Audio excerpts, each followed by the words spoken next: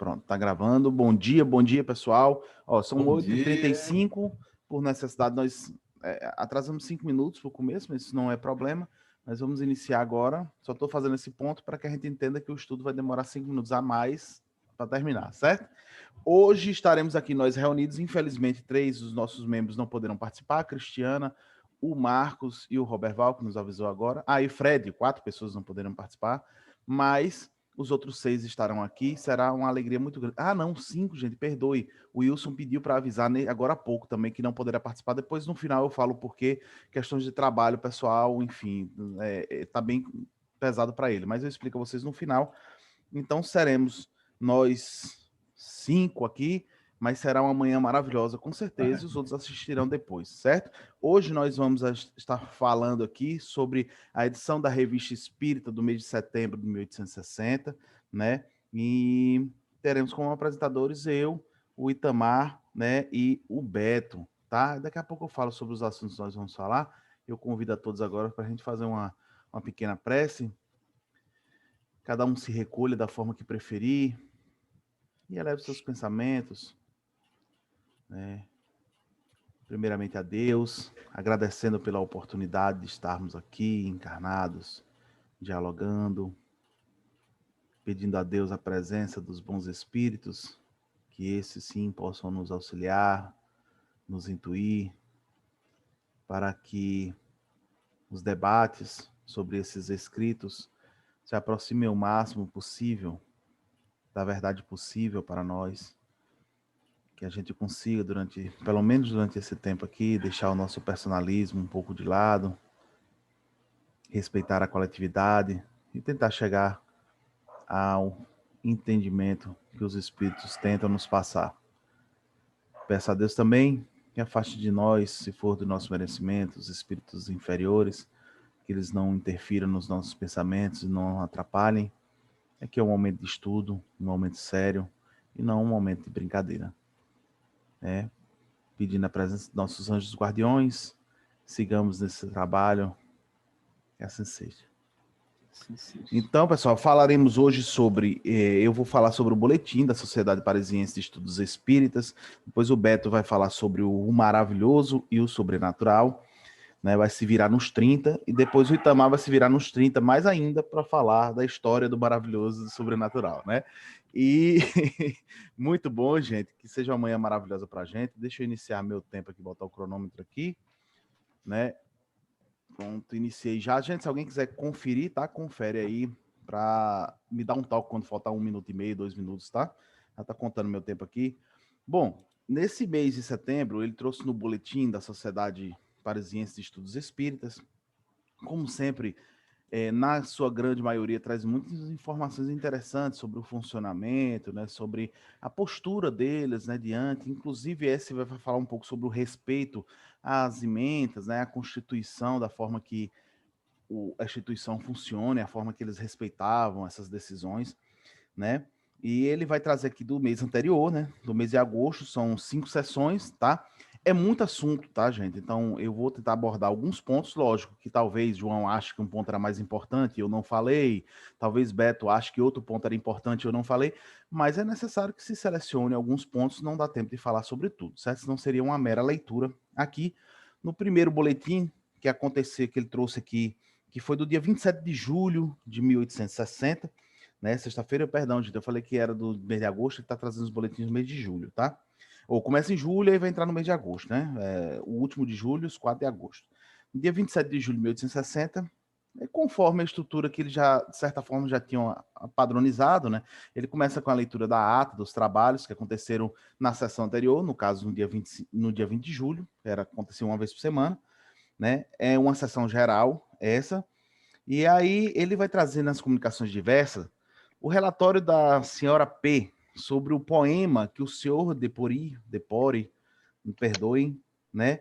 Onde ela analisa o assunto da obra e conhece e reconhece pensamentos de grande elevação muito bem expressos, referente ao poema escrito, né? Mas, veja que interessante, salvo algumas ideias cristãs, em geral, nela nada a ver, ou vê pouca coisa que tenha relação direta com o espiritismo. Eu acho isso uma reflexão importante para a gente. né? Porque às vezes a gente fica só tentando identificar, né, a elevação do que o espírito diz, né? Mas o fato dele, né, nós como estudantes do espiritismo, a gente tem que ver quando a gente vai ler um livro, por exemplo, uma obra, não só o fato de se o espírito tem elevação ou não, moral ou não para o que ele fala, mas a relevância que aquilo tem para o estudo do espiritismo, né? Porque às vezes a gente pega coisas que são romances, que são outras coisas, e bota como regras do espiritismo, como princípios do espiritismo, né? E aí esse erro é nosso, não é verdade? Depois ele vai falar da carta do senhor X, com uma análise sucinta da doutrina do senhor Rigolotti, né? Conforme tal doutrina desse senhor Rigolotti, o mundo espírita não existe. Após a morte do corpo, os espíritos são imediatamente reunidos a Deus. Lembra bastante o panteísmo, né? Kardec até vai falar disso depois. Ele vai dizer que apenas 3 espíritos podem comunicar-se com os homens, né? Jesus, que é o mentor e protetor do globo, da Terra, Maria, a mãe de Jesus, e Sócrates. Segundo esse cara, só apenas esses 3 espíritos se comunicam. Todos os outros, né? Beleza, Beto, valeu. Todos os outros retornam a Deus, né? Como se voltasse a Deus. Né? Ele vai dizer que todas as comunicações que sejam de natureza, de qualquer que fosse seja a natureza, emanam deles. São os únicos, diz, que a eles se manifestam. E quando se ditam coisas grosseiras, pensa que é para provar, ou seja, toda a comunicação vem desse segundo Rigolotti, vem desses 3 espíritos, e mesmo que a comunicação seja grosseira, vem deles, mas a intenção é nos provar. Kardec vai fazer, a sociedade, na verdade, vai fazer uma breve análise, né, sobre essa questão. A sociedade, por unanimidade, declara que a razão se recusa a admitir que o espírito do bem, por excelência, né, como o Jesus, por exemplo, o modelo das mais sublimes virtudes possa ditar coisas más e que há uma espécie de profanação em supor que comunicações de torpezas revoltantes e até obscenidades, como por vezes são vistas, possam emanar de fonte tão pura. Eu marquei esse ponto porque eu acho que é interessante a reflexão que a gente faz sobre isso, né? Porque tem muito mentor nosso, de casa espírita, muito mentor que a gente vê, né?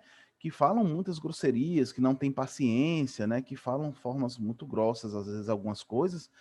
E a gente precisa refletir um pouco se isso realmente emana dele, se não é do médium, ou se esse espírito é mentor ou não, enfim. São reflexões que a gente precisa fazer. Lá na frente, Kardec vai dizer o seguinte: o senhor Rigolotti sempre se manteve isolado dos outros espíritas, o que é um erro.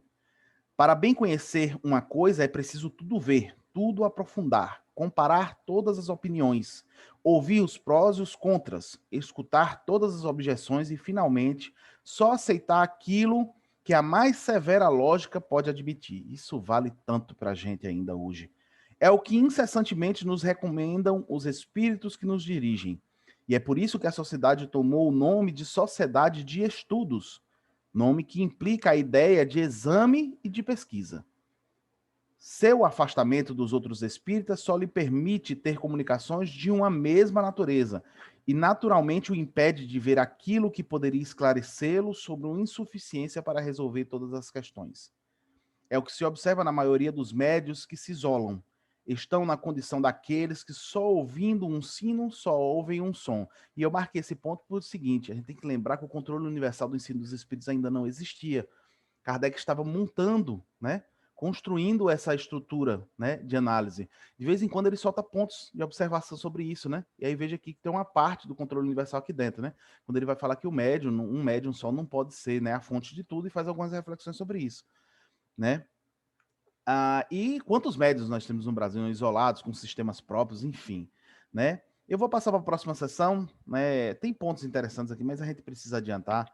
Na sessão do dia 13 de agosto de 1860, né, uma sessão particular, já não geral, né, ele começou, né, fazendo a leitura da ata, como sempre, e faz uma leitura de uma carta do senhor Darcol, na qual propõe à sociedade fazer uma subscrição para os cristãos da Síria. Baseia a proposta nos princípios da humanidade, caridade e tolerância, que são a essência mesma do espiritismo e devem guiar a sociedade. E eu fiquei, por que uma subscrição? A subscrição não é um conselho, né? Enfim, né? É quase como uma carta, algo que você eu dou apoio, né? Eu apoio o Robertinho, algo que ele faça, eu dou a minha subscrição, né? Por que fazer uma subscrição à Síria? E fui tentar entender o que estava acontecendo na Síria, né? O que é que estava acontecendo na Síria em agosto, já agosto, 3 de agosto de 1860, né? Estava acontecendo o conflito civil de 1860 no Monte Líbano e Damasco, também chamado de Guerra Civil da Síria. Foi um conflito civil no Monte Líbano durante o domínio otomano de 1860 a 1861, travado principalmente entre drusos e cristãos locais. Após vitórias drusas subversivas e massacres contra os cristãos, o conflito se espalhou por outras partes da Síria otomana e aí toca o barco. No final da história, só no ano 1860, mais de 12 mil cristãos e drusos morreram, né? Desencarnaram. Então, por isso que a gente vai ver aqui alguns relatos ele falando sobre essa questão do conflito da Síria, que estava acontecendo ali muito vivo, né? E por isso que esse senhor deu essa indicação. Ele acreditava que a sociedade deveria dar uma subscrição de apoio aos cristãos da Síria, né? Aí faz sentido agora, né? Por que ele falou isso, né? Porque a guerra era entre os cristãos e os drusos, né? A sociedade, né, a comissão que está ali presente, né, pensa que a sociedade deve abster-se de qualquer manifestação estranha ao objetivo dos seus estudos, que deve deixar cada sócio livre para agir individualmente.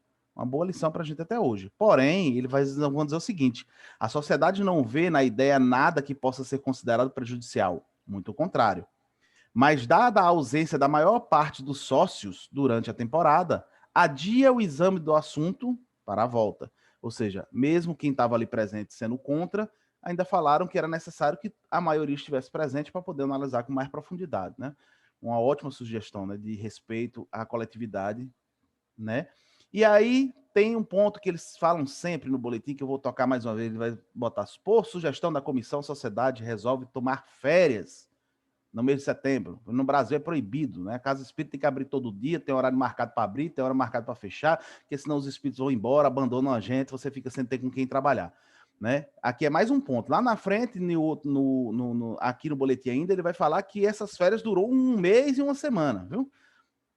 Vamos ver se faz sentido, tá, gente? Vamos nessas reflexões, gente. A gente tem que ver o que a gente está fazendo com o que a gente aprende também, né? E aí ele vai dar continuidade, vai falar de algumas comunicações diversas, são muito interessantes, mas eu vou falar alguns pontos só. Ele vai falar aqui da carta, uns 5 minutos e meio. Vai falar da carta do doutor de Grande Boulogne sobre as manifestações físicas como meio de convicção. Ele pensa que não seria certo considerar todos os espíritos batedores como de ordem inferior, visto como ele próprio, através de batidas, obteve comunicações de ordem muito elevada. O senhor Allan Kardec responde que a tipologia é um meio de comunicação como qualquer outro, e do qual podem servir-se os mais elevados espíritos quando não disponham de outro mais rápido. Nem todos os espíritos que se comunicam por batida são espíritos batedores, e em maioria eles repudiam tal classificação, que só convém àqueles que chamamos de batedores profissionais. Por que eu marquei isso? Primeiro, isso aqui que a gente está lendo já foi pós-lançamento da edição que nós temos do Livro dos Espíritos, onde foi dividida a classificação dos espíritos. Segundo, a gente esquece que antes da classificação dos espíritos, Kardec faz uma introdução gigante, inclusive. E lá ele vai dizer, né, que essa classificação pode variar ao máximo. Que ali ele classificou de uma forma geral, a maioria dos casos. Não quer dizer, né, que todo espírito batedor seja inferior. Ele botou a maioria dos casos. A gente não pode esquecer disso, certo? Segundo, tem uma discussão dentro, que eu ouvi algumas vezes dentro do espiritismo, sobre a questão da revelação de Kardec, né? Que Kardec estava na casa dele, começou a ouvir as pancadas, né? E aí resolveu procurar os amigos, uma reunião mediúnica, para saber o que era aquilo, e era o seu, vamos dizer assim, o seu mentor se apresentando, né? Foi quando se apresentou a ele e tal, para guiar ele para o trabalho. Eu sei que parte dessa história está no livro Obras Póstumas, parte está numa obra de Canuto de Abreu, num livro que ele escreveu sobre histórias do Livro dos Espíritos, que, enfim, que muita gente pegou, que é um romance, ele fala na introdução que é um romance, e muita gente pegou essa coisa do romance e jogou como uma verdade do espiritismo. Mas, enfim, onde é que eu quero chegar? Eu vi muitos questionamentos, pessoas que se chateiam com equívocos que o espiritismo comete, mas aí vai para o outro extremo, né? Ah, porque não pode. Como é que o guia dele, o espírito que ajudava a guiar o espiritismo, a codificação, chegou dando pancada? Aqui ele responde, né? E a gente lembra disso, né? O espírito mais elevado, um espírito como Jesus, vamos pegar um exemplo, ele pode fazer tudo, vocês concordam?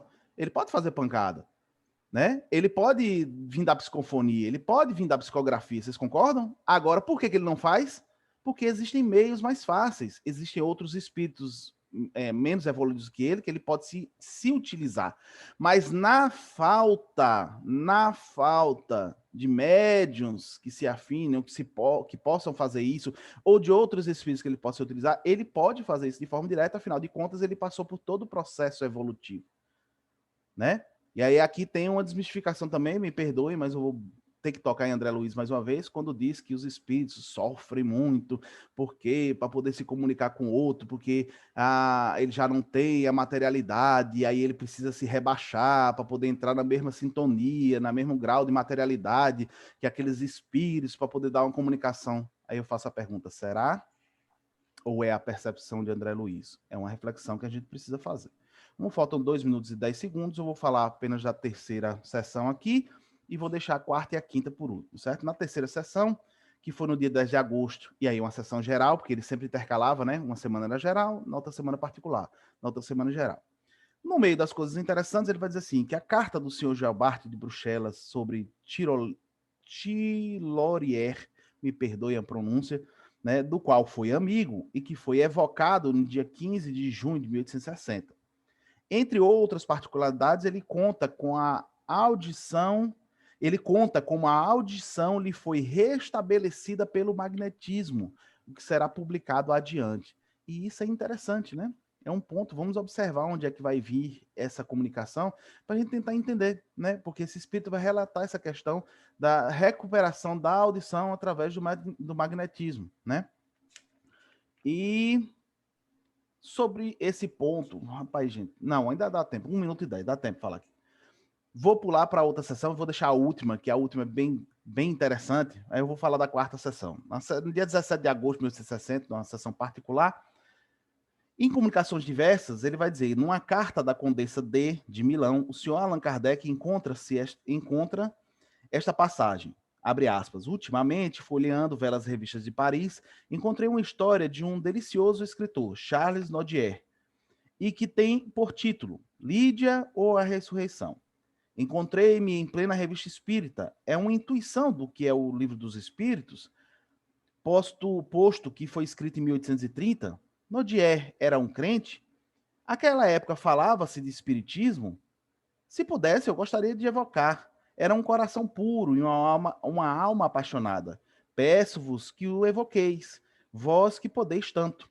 Se encarnado, sua moral era tão suave, tão atraente, que não será agora que o seu espírito está desvencilhado de toda a matéria. Fecha aspas. Acabou meu tempo, deixa eu só concluir isso aqui, me dê 30 segundos, só para fechar essa sessão, tá, gente? 30 segundos eu tiro do meu tempo depois, tá?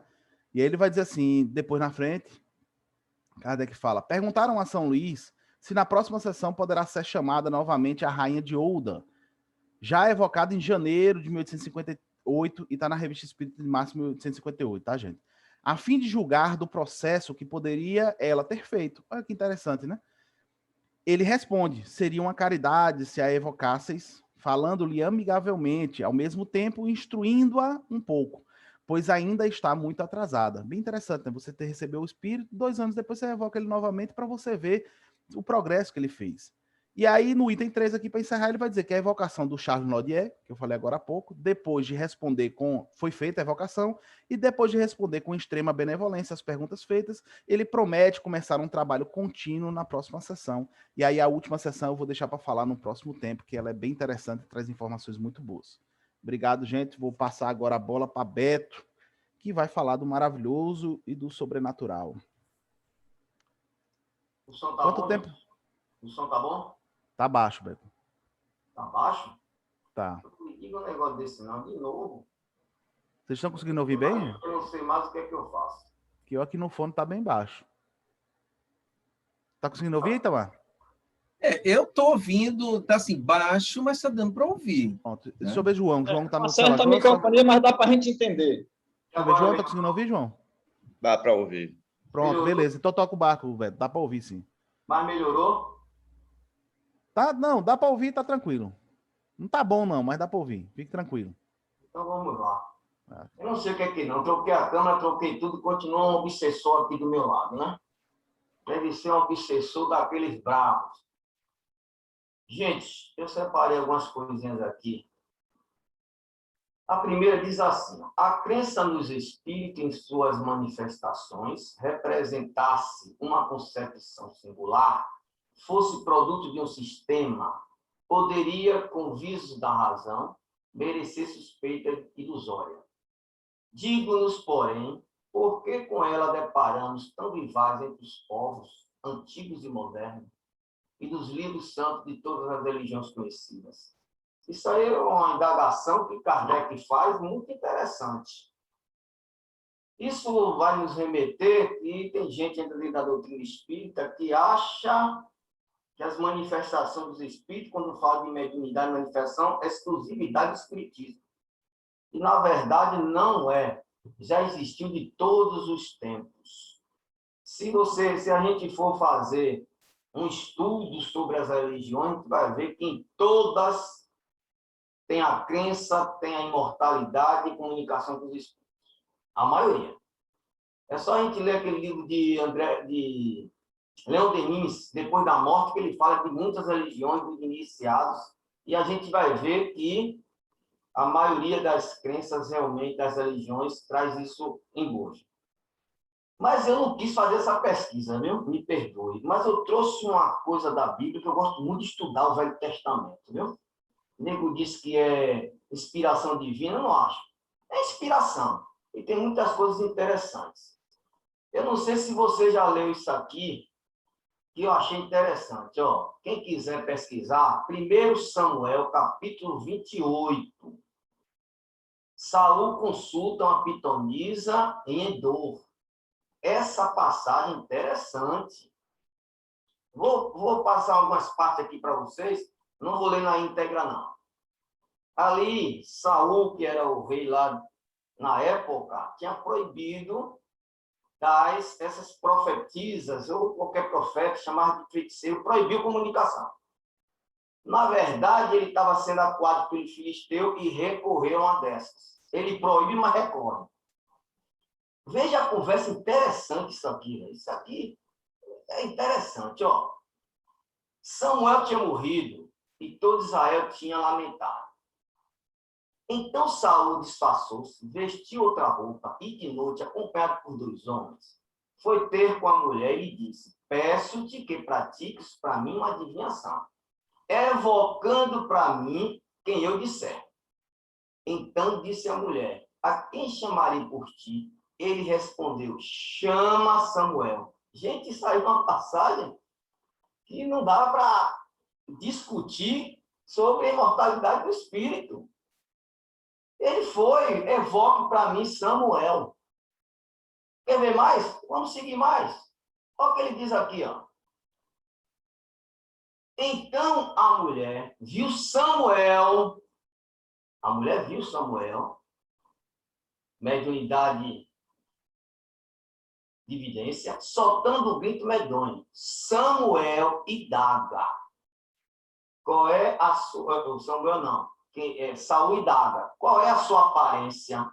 A mulher responde: é um velho que está subindo, veste o manto. Então Saul viu que era Samuel e, inclinando o rosto, prostrou-se. Rapaz, quer mais do que isso aí, bicho? Eu vou continuar. Quer ver o final? Quer ver o final? Eu não sei por que a gente não pega isso na Bíblia aí, porque o pessoal diz que o espírita não lê o Velho Testamento. Eu leio isso tudo, viu? Quer ver o final, Anderson? Ó, ao final. Samuel, que estava morto, viu? Disse a Saul: por que me perturba o meu descanso, evocando-me? Cadê o maravilhoso sobrenatural aí do espírita, rapaz? Está na própria Bíblia, é só a gente ler. Leiam. Tenham interesse, ó. 1 Samuel, capítulo 28, meu irmão. Então, aí Kardec estava certinho. A outra parte que eu botei, ó, diz assim: responde os críticos, porque desde todos os tempos o homem teve o gosto pelo maravilhoso. Mas quem entendesse por maravilhoso, o que é sobrenatural? Quem entendesse por sobrenatural, o que é contrário à lei da natureza? Gente, essa passagem aí, se disser que a mim que é ilusão do cara aí, pelo amor de Deus, a mulher viu, Ele falou, ele reconheceu, pelo amor de Deus, não é? E outra coisa que ele diz interessante aí, para a gente, sobre o que é o maravilhoso sobrenatural, aquilo que decorra a lei de Deus, na nossa visão. Na nossa visão. Então, tem que ter muito cuidado com isso. Eu estava aqui conversando no estudo que a gente acha, dentro das casas espíritas, o conceito espírita, que as leis de Deus só são as leis morais, trazidas por Jesus ou pelos espíritos. Não. A lei natural também é da ciência. A gente tem que ter muito cuidado com isso. Eu estava falando na minha live sábado, coisa perigosa nós espíritas. Eu estou vendo espírita dizendo que não vai usar máscara, que isso é besteira, que não vai se vacinar. João, eu estou vendo gente espírita, João, na rede social, mandando o povo ir para a rua. Espírita. Na minha live, alguém perguntou, professor, e essas pessoas vão ser consideradas suicidas no mundo espiritual? Eu digo, se morrer, vai. Mas se não morrer, ele vai ser considerado também homicida, porque vai levar muita gente à morte. E a gente fica brincando com essas besteiras, achando que a ciência é do homem. Não é, não. É de Deus.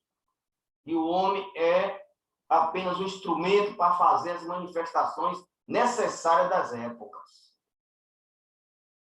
Outra coisa. Entretanto, objetarão, admite que um espírito pode suspender uma mesa e mantê-lo no espaço, sem um ponto de apoio. Não constitui isso uma derrogação da lei da gravidade? Constitui mais da lei conhecida, porém, já a natureza disse a última palavra, serve para a gente também. A gente acha que o espiritismo disse a última palavra, não é não. É a base. O que tem ali, a gente tem que esmiuçar muita coisa ainda. É para a eternidade? É. Mas a gente tem que esmiuçar. Não termina, o espiritismo não termina com Kardec. De forma nenhuma, ele é a base. A gente tem que avançar. Aí eu fico observando na nossa casa espírita, muitas vezes, nos trabalhos mediúnicos, a gente não avança. Sempre a mesmice. Evocando o espírito, conversando ali. Será que só tem esse laboratório da sessão mediúnica? Será que não tem leis aí que a gente ainda não compreendeu e possamos avançar para ajudar não só o conhecimento espírita, mas avançar na melhoria da humanidade? A gente tem que pensar, uma interrogação. Parece que também, dentro da casa espírita, o Kardec disse a última palavra. Não deixou trabalho para a gente, não. Vamos seguir, vamos seguir. Quando estiver faltando 5 minutos, me fale aí, viu? Todavia, resumindo em algumas palavras, diremos que, em teoria, ela se funda neste princípio. Todo efeito inteligente há de ter uma causa inteligente. A existência do espírito não é, portanto, um sistema preconcebido ou uma hipótese imaginada para explicar os fatos. É resultado de observações e a consequência natural da existência da alma. Isso é importantíssimo.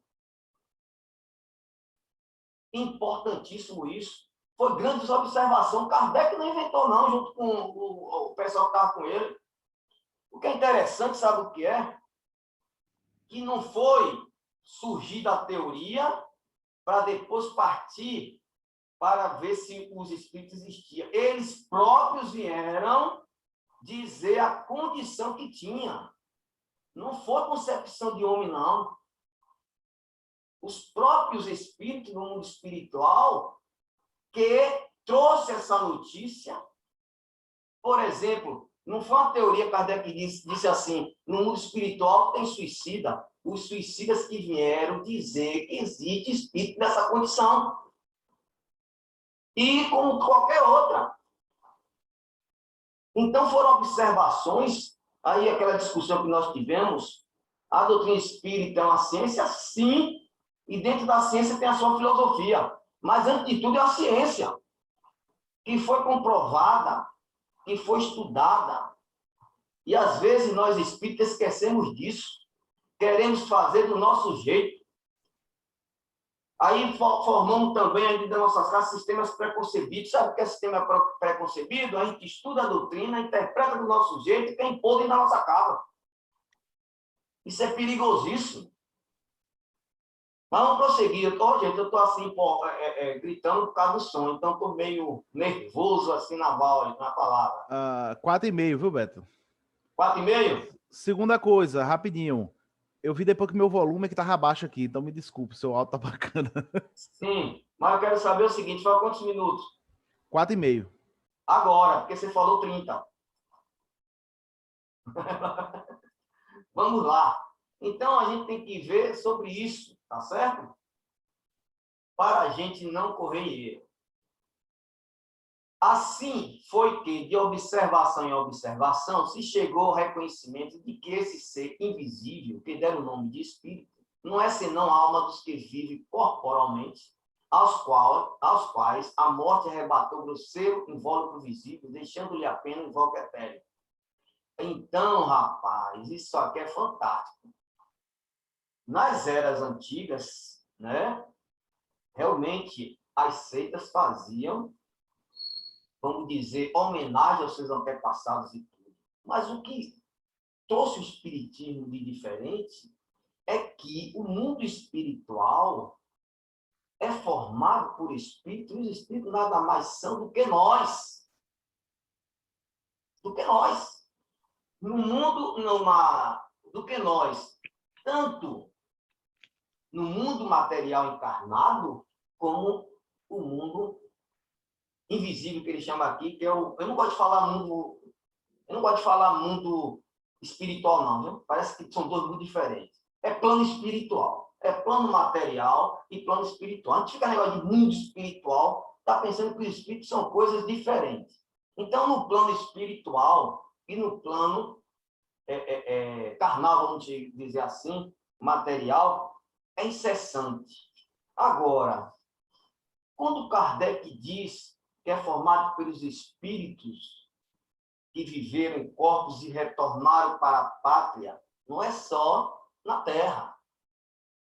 Os espíritos que estão no plano espiritual ligado à Terra é uma coisa, mas tem outros planetas que também têm na psicosfera espíritos. Então, já vi espírita dizer que são espíritos que morrem nosso, mas não é só nosso, não. Não é só no mundo espiritual, não, é de todo o universo. Correto? Eu não sei se dá tempo, vamos ver aqui, só a última aqui. 2 minutos. Vou deixar pronto. Só para encerrar essa primeira parte, eu vou continuar, viu? Os ataques, os que atacam o espiritismo em nome do maravilhoso, se apoiam geralmente no princípio materialista, não admitindo a causa, não pode admitir os efeitos. Em lógica elementar, para se discutir uma coisa, por isso se faz conhecê-la, porquanto a opinião de crítico tem valor quando ele fala com conhecimento de causa. Esse aqui é importante. Só se pode discutir uma coisa quando dela se inteira. Aí tem aquele discurso dentro da casa espírita. Ó, fulano, eu vou fazer uma crítica construtiva. Não existe crítica construtiva. Existe crítica de quem conhece o assunto. Crítica é uma ciência. E aí, começando o nosso achismo, tem que ter muito cuidado. Por exemplo, Anderson tocou aí André Luiz e tudo. É uma controvérsia. Tem gente que gosta, tem gente que não gosta, tem gente que analisa, não analisa. Por quê? Ali é a visão do espírito, realmente. Mas também, a gente lendo ele, já é a visão nossa. Isso que é interessante. Eu vou analisar de uma forma, Itamar vai analisar de outra, pode ser algumas coisas semelhantes entre eu e o Roberto, João, que é mais didático, aí vai levar a gente a viajar na ciência. Então, cada um tem o seu jeito.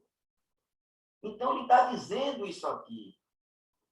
Por exemplo, a semana passada, quando falou daquele livro Memória de um Suicida, será que realmente existe aquele Vale do Suicida? Aí discutiu que Kardec diz o quê? Que não existe lugar circunscrito. Realmente não existe. Mas a gente já pensou que pode ser criado pelos espíritos esse lugar circunscrito? Não existe, mas eles podem. Então, são coisas assim que a gente tem que estudar bastante, viu? Tem que estudar bastante. Vou parar por aí. Tem mais uns 3 itens aí que a gente vê depois. Pronto, eu devolvi aqui, faltando um segundo, eu devolvi os 30 segundos que eu tomei no meio para falar do áudio e acrescentei 30 segundos que eu falei, mais 30 segundos, acrescentei a você também. A Itamar também eu vou dar 15 minutos e 30 segundos. Eu acrescentei esse tempinho, tá, gente? Porque só tem nós 5 hoje, aí eu tô aumentando aqui o tempo de todo mundo, beleza? Itamar, meu amigo, você que vai falar agora da história do maravilhoso e do sobrenatural, fique à vontade, meu. Muito bem, saúde e paz a todos. É encantador a gente participar desses grupos de estudos e eu confesso para vocês que eu estou cada dia mais motivado a estudar. Eu estou participando agora, nesse momento, de 3 grupos de estudos, para vocês terem ideia. Quinta-feira eu apresentei um artigo sobre a doutrina de Platão. Amanhã vou apresentar o boletim do mês de julho. E eu digo para vocês, aqui no artigo de Beto tem uma frase que eu aproveitei e pincei lá. Kardec diz assim: toda a ciência só é adquirida com tempo e estudo. E a releitura, eu acho que a gente está aprendendo aqui, na minha concepção, 20%. Quando a gente vai fazer as releituras e as apresentações nos outros grupos, rapaz, a gente amplia. Eu digo para vocês, eu apresentei essa semana um artigo que eu já tinha apresentado nesse grupo aqui, que foi aqui sobre Platão, setembro de 1858. E eu passei batido naquela época, sabe por quê? Porque ali Kardec veio trazendo a ideia da escolha das provas, e eu não toquei, a gente não pensou. Robertinho apresentou um artigo muito bem sobre a teoria da incrustação da Terra. A semana passada, uma das meninas apresentou e foi descobrir, fez um link, foi descobrir que em março de 1862, Kardec evocou o senhor Jobardi, que foi aquele mesmo espírito que, quando ele estava encarnado, ele trouxe essa teoria. Desencarnado, Kardec evocou e perguntou a ele sobre essa teoria, e Jobardi disse: não, pai, eu estava entusiasmado, não tem nada a ver aquilo ali. E a gente passou batido. Então, vejam como as outras pessoas, né, têm uma visão, e que quem está participando, como eu, dos 3 grupos, estou aproveitando. E fica o espaço para vocês. Ó, tem uma vaga no grupo de segunda-feira, que o menino desistiu, e vamos pegar sexta-feira um outro grupo. Gente, é maravilhoso. E aí, Beto, você falou uma coisa interessante sobre André Luiz, né, que esse é sempre um ponto de polêmica. Um dos meninos do grupo de segunda-feira, que é o menino de Seabra, trouxe uma pérola. Ele disse: olha, se houvesse sido feito esse controle universal das informações de André Luiz e de Emmanuel, nós teríamos muito mais informações com similitude em relação a Kardec. O problema é que não teve esse critério. Pegou qualquer informação e jogava como verdade. Olha que pérola o cara trouxe, né? Uma pérola fantástica. Então, eu digo para vocês, realmente é encantador. E aí, João, concordo plenamente com você. Semana passada, a gente passou batido na escolha dos temas. Nós fomos escolher um tema que Fred apresentou, muito bem apresentado, concordância, mas o melhor tema a gente não apresentou, que foi o Trapeiro da Rua de Noires. Né? Fantástico aquele artigo, e a gente passou batido. Hoje, eu gostaria de dizer para todos nós que foi realmente feliz a gente escolher os temas similares, porque o tema que Beto apresentou, como Kardec diz aqui, né, do maravilhoso sobrenatural, ele vai dizer, nesse artigo da história que eu vou apresentar, ele vai dizer: olha, no artigo anterior, nós trouxemos os princípios gerais do maravilhoso e do sobrenatural. Agora nós vamos analisar, fazer um exame da história do maravilhoso e do sobrenatural dado pelo senhor Figuier. Vamos contextualizar isso. Por que Kardec fez isso? Gente, se a gente for pegar nas obras, todas as obras, Kardec vai ter essa preocupação em tratar sobre esse tema do maravilhoso e do sobrenatural. Inclusive, na conclusão do Livro dos Espíritos, no item 2, ele já começa. Olha, essa conclusão foi de 1857. Eu tive o cuidado de observar. Em 1857, Kardec já tratou, no item 2 da conclusão, a preocupação do maravilhoso do sobrenatural. Por que isso? E se fizermos uma análise aqui, eu tive esse cuidado de pesquisar todas as obras, Kardec vai tratar sobre esse tema do maravilhoso, até na Gênese. Veja que ele começa em 1857 até 1868, ele tratava. Por quê? Porque aí onde está a base em relação à compreensão da imortalidade da alma, como o Beto trouxe, inclusive, lá do Velho Testamento, mas também a comunicação dos espíritos, a comunicabilidade dos espíritos, que é um dos princípios básicos do espiritismo. Por isso que ele teve essa preocupação. Olha, o maravilhoso é o quê? Superstição. O sobrenatural é o quê? O que está além da naturalidade. E aí Kardec disse, não é nada disso. O espiritismo vem mostrar a possibilidade desses fenômenos. Por isso é que ele trouxe justamente o quê? Né?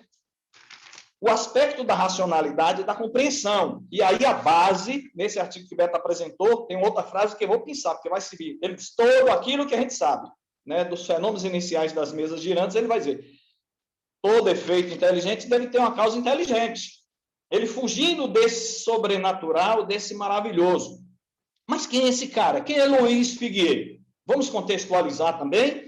Esse cara, um grande médico, extremamente racista, extremamente inteligente, escreveu vários artigos, e aí, naquele período, em 1860, ele começou a lançar alguns artigos nos jornais, e depois transformou em 4 livros, contestando alguns fenômenos de efeitos, chamado da manifestação dos espíritos, e aí ele vai pegar, né, aquela história que aconteceu, aquele artigo que eu apresentei do cemitério de... Eu esqueci o nome, que eu apresentei o artigo, aquele fenômeno que estava acontecendo na França, né, naquele período, e vários outros, e pegou também as manifestações dos espíritos. Por quê? Gente, foi uma revolução no mundo inteiro, principalmente na França, o lançamento do Livro dos Espíritos, a possibilidade dos mortos conversar com os vivos, a possibilidade das almas voltarem e se comunicar, a possibilidade das pessoas que tinham morrido serem chamados, serem evocados, e aí foi uma revolução imensa, principalmente mexeu na estrutura do materialismo, né, vigente na época, daquela estrutura positivista. E aí, esse cidadão, Luiz Figueiredo, extremamente materialista, começou a lançar esses artigos, e nesses artigos ele começou a trazer uma teoria da possibilidade de acontecer, sim, esses fenômenos, mas como sendo superstição, como sendo algo sobrenatural. E aí ele trouxe vários e vários artigos, e Kardec, simplesmente, o que foi que ele fez aí, nesse artigo? Ele simplesmente veio mostrar a racionalidade dos fenômenos espíritas como sendo algo natural, e não como sendo algo sobrenatural. O interessante é que Kardec vai fazer essa abordagem logo no o que é o espiritismo também, mas aí eu queria fazer uma observação, viu, Anderson? Quando a gente trabalhou aquela cronologia do que é o espiritismo, 1859. Aqui no Kardecpédia, se a gente for fazer uma pesquisa no livro que é o espiritismo, nós vamos encontrar observações, notas lá no final, que Kardec bota falando do sobrenatural. Na Revista Espírita, de 1861, na Revista Espírita de 1862, 1860, aí, de repente, peraí, mas se o livro, o que é o Espiritismo, foi em 1859, aí Cosme Massa já pegou as outras edições posteriores, que Kardec fez algum complemento, entendeu? Por isso que, ao observar aí, quando a gente faz essa pesquisa, estou fazendo esse esclarecimento para a gente observar. Então, Kardec, só, nesse aspecto... rapidinho, Tamar, só para não ter uma confusão por causa dessa cronologia, eu vou acrescentar o tempo. Mas lá na cronologia, o que é o Espiritismo tem a observação lá, 1865. A primeira edição foi 59, mas a que nós temos e nós estudamos hoje é a de 1865, que foi lançada junto com o Céu e o Inferno e junto com o Evangelho segundo o Espiritismo, certo? Tanto que Kardec está na Revista Espírita de 1865, lá em agosto, você vai ver lá que ele vai trazer o índice, e é exatamente igual à edição que nós temos agora. Entendeu? Veja que você está certo na sua observação. No Kardecpédia não tem essa observação, entendeu? E aí, justamente para a gente não confundir, né? Mas o que eu quero chamar a atenção de vocês, para a gente... Esse Kardecpédia tem sido fantástico e maravilhoso no auxílio nosso para esses estudos. E aí, se a gente colocar não só observar os textos relacionados, mas botar em cima, né, o assunto que a gente quer, a gente vai encontrar justamente isso. Aí, de repente, a gente pode encontrar, porque essa cronologia é muito importante. Então, Kardec pega esses livros que começaram a ser publicados em 1860, e o que é que Kardec vai fazer? Um contraponto. Kardec vai fazer um contraponto. Primeiro, como eu vou repetir, no artigo de Beto, veja como é interessante a intercalação dos dois artigos. Se a gente tivesse escolhido um só, a gente ia passar batido, a gente não ia entender. Kardec trouxe primeiro as bases, os princípios gerais do que é maravilhoso, sobrenatural, e agora ele vai analisar justamente os livros de senhor Luiz Figuier. E aí ele vai fazer um contraponto. Ele vai fazer uma análise geral, ele vai dizer, por exemplo, olha, os testemunhos que o senhor Luiz Figuier trouxe são testemunhos verdadeiros, são autênticos. Mostra que ali, em muitos casos, né, houve paixões, houve intrigas, charlatanismo, lógico. E Kardec diz que, inclusive, em muitas atividades da espíritas pode acontecer isso. Né? Agora, aí ele vem a questão do cerne. Veja que Kardec foi extremamente metódico e meticuloso.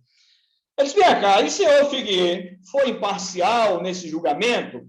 Ou ele colocou o seu ponto de vista, aí vai no que Beto falou aí. Quando a gente analisa, André Luiz, a gente é imparcial, ou a gente coloca justamente logo a rejeição, ou a gente abraça cegamente. Essa imparcialidade que é o ponto crucial para a gente analisar. Por isso é que eu digo para vocês, aí, Robertinho, você foi feliz quando você falou aquilo comigo. O que é que a gente tem que fazer hoje? Eu estou fazendo. Para a gente desconstruir as informações não verdadeiras é muito difícil. Eu hoje só leio Kardec, não leio mais nada. Minha biblioteca está recheada de livros. Eu sempre fui um bom leitor, acho que eu já li quase tudo que eu já vi no Movimento Espírita, porque eu adoro ler. Mas hoje eu não leio nada a não ser Kardec. Por quê? Para não mexer com a minha cabeça, porque eu estou estudando Kardec, o objeto de estudo eu quero conhecer. Eu não tive oportunidade de fazer, e vou ousar dizer para vocês, meus amigos, quem não estuda a Revista Espírita não conhece o Espiritismo. Não sabe como foi estruturada, construída. Não sabe. A gente tem um conhecimento pálido, né? Lendo livros espíritos, lendo assim solto. Eu li a Revista Espírita maçante. Se a gente pega esse artigo aqui, sem fazer esse link, a compreensão, a discussão, é maçante.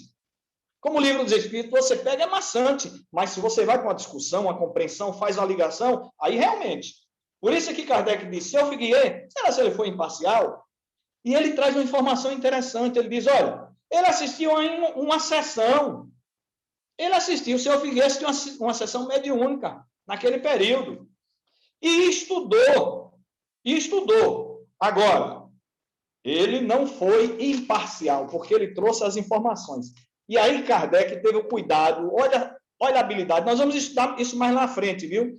Em abril de 1861, Kardec pegou artigos do jornal Monde Nouvelle, que é um jornal famoso francês, e pegou o redator desse jornal, que era o senhor Escande, que faz um contraponto em relação a essa teoria do senhor Luiz Figuier. E ele publica na íntegra. E nesse artigo desse cidadão, tem uma coisa que eu gostaria de chamar a atenção de vocês. Olha que maravilha. Está na Revista Espírita de 1861, né? Apreciação da história do maravilhoso, que a gente vai estudar. E olha o que o redator diz. Mediocremente maravilhosa, essa história do maravilhoso começa por uma introdução que o senhor Luiz Figuier chama um golpe de vista rápido ao sobrenatural na antiguidade e na Idade Média, da qual nada diremos, porque teríamos que dizer demais.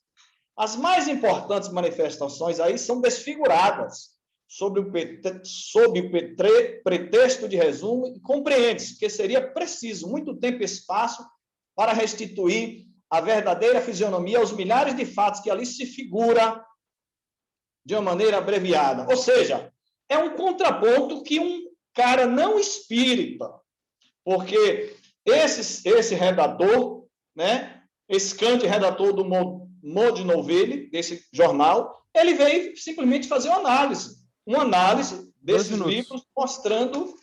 1 minuto, Anderson? 2 minutos, beleza. Nesse contraponto sobre a imparcialidade, Kardec diz, olha, Um materialista não vai compreender de jeito nenhum os fatos espíritas. Ele vai logo rechaçar. Então, são espiritualistas. Os materialistas e ateístas negam. E aí ele vai dizer, o senhor Figueiredo relaciona a um processo histórico as crenças, e aí Kardec vai dizer, olha, de jeito nenhum. Essas crenças da antiguidade têm sim relação, só que o espiritismo bem compreendido é que explica tudo, espiritismo bem compreendido. Agora Kardec, veja como Kardec tinha bom senso. Ele vai dizer, olha, eu não lamento a obra do senhor Figueiredo, não. Porque para os adeptos do espiritismo não influencia nada. E para os outros, que não são espíritas, provoca curiosidade. Provoca curiosidade. E isso traz aquela ideia, né? Falem de mim, mesmo que seja mal, mas falem de mim. Quer dizer, justamente a ideia de Kardec, veja que todo ponto que tinha naquele período, que falava de fatos espíritas, né, que aparecia no jornal, o Kardec aproveitava justamente na revista espírita, para quê? Para divulgar o espiritismo e para tornar mais clara as ideias espíritas. Na minha observação anterior, eu tenho uma pimenta aí no boletim, viu, Anderson? Pronto, ficou 30 segundos, então, Itamar, eu vou acrescentar no seu próximo tempo, então, certo? Vamos passar agora, deixa eu pedir aqui para João. João, vamos conversar com você, pode ser? Libera aí o áudio aí. Pode. Deixa eu corrigir o tempo aqui, que a gente ampliou o tempo aqui. Vou lhe dar 2 minutos. Só? Brincadeira, 6 minutos, meu amigo. 6 minutos. Opa. Fica à vontade. Tudo bem. Até Beto hoje está alegre. Bom, o maravilhoso e o sobrenatural. Isso nos remonta ao Livro dos Médiuns e outros, sobre os tipos das manifestações espíritas. Quando Kardec faz a grande divisão, só tem 2, efeitos físicos e efeitos inteligentes. Os efeitos físicos, como foi debulhado aqui nos 2 artigos, né, de Beto e de Itamar, sendo naturais, aconteceram e acontecerão pela, não sei se chama eternidade, mas por muito tempo. Muito bom. Acreditar, não acreditar, é problema de cada um, porque não tem como convencer ninguém pelo efeito físico. Quanto ele for mais extraordinário, como Kardec diz aqui, não convence. Eu citei ontem na abertura da Caravana da Fraternidade, vou relembrar um fato que aconteceu com um dos maiores médicos do mundo de efeitos físicos, o Carmine Mirabelli, o Vitor Mirabelli. Vocês que já leram alguma coisa dele vão saber, ele foi da década, 100 anos atrás, e ele foi pesquisado pelos maiores cientistas do Brasil da época, doutor Alberto Seabra, Franco da Rocha, Luiz Monteiro de Barros e toda aquela pleiade de médicos e pesquisadores da época. E um dia, o doutor Franco da Rocha, que era psiquiatra também, pediu a ele se era possível fazer uma demonstração. Ele tinha vários esqueletos lá na faculdade de anatomia para mostrar, né? Se poderia animar um esqueleto daquele. Ele foi, concentrou, liberou o ectoplasma e, de repente, dos esqueletos pendurado sai caminhando no meio dos médicos. E aí aconteceu um fato engraçado. Todos os médicos correram com medo do esqueleto. E o doutor Alberto Seabra era espiritualista, né? Franco da Rocha era materialista. E Alberto Seabra, inclusive, era médico homeopata. Então, não convenceu a eles, não. Todos os fatos que eles pediram a Carmine, o Vitor Mirabelli, ele permitiu. E aí, não sei por que, ficaram com vergonha de fazer um relatório e dizer a verdade para a posteridade. Então, efeitos físicos, a gente comenta, mas entre nós não há nenhuma dúvida mais. Efeitos intelectuais, aí agora é difícil, porque requer da pessoa.